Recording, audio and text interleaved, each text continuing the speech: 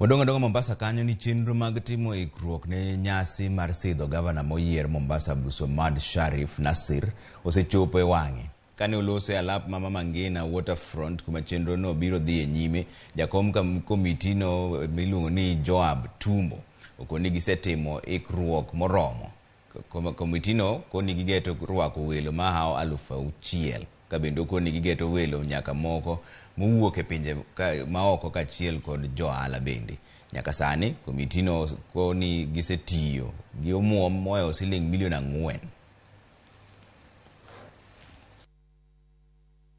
Tumeweza kufanya kila kitu including walishi ya wageni ambao watafika hapo kesho. Wengine wameingia leo.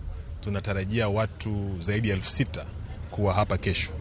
Wageni wetu mashuhuri kwanza watakuwa ni wakaaji wa Mombasa, maana gavana anayapishwa ni wao ndio walimpigia kura.